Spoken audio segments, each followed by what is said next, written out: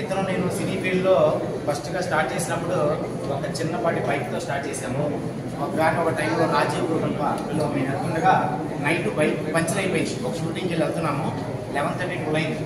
Puncture అయినప్పుడు మేము వెళ్తాం పడ్డ బాగా అరే మనకు అవసరం అనేది అని నేను అడిగిన తర్వాత 2011లో నా సెంట్రల్ గవర్నమెంట్లో జాబ్ వచ్చేసి నేను ఆ ఫీల్డ్ నుంచి పక్కకు వచ్చేసి నేను జాబ్లో మహారాష్ట్ర వెళ్ళిపోయాను.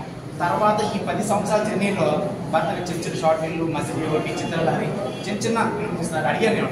అరే ఏంట్రా ఇంతేనా పైకి వచ్చేది లేదని అడిగినప్పుడు అరే నా ప్రయత్నం నేను చేస్తున్నారా అని అడిగాడు. కానీ ఇవాళ రోజున ఇక్కడికి వచ్చి మీ ముందు నేను ఇక్కడ మాట్లాడతానని అనుకోలేదు. చాలా సూపర్ ఉంది. మరి ముఖ్యంగా అన్నకి మ్యూజిక్ ఇచ్చిన అన్నయ్యకి నేను నిజంగా నమస్కారం చెప్తున్నా.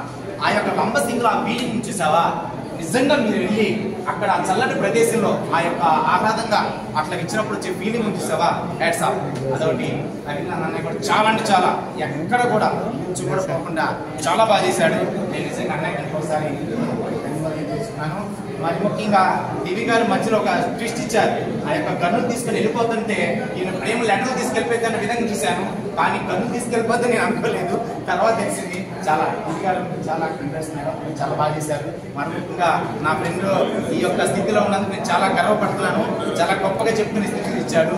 ఈ సినిమా చాలా బాగా హిట్ అయిందని అనుకున్నాను. చాలా బాగా నచ్చింది నాకు. రేపు 15వ తారీఖు అందరూ థియేటర్లో చూస్తారని మనస్ఫూర్తిగా ఆశిస్తున్నాను. మీ అందరి ముందు సెలవు తీసుకున్నాను.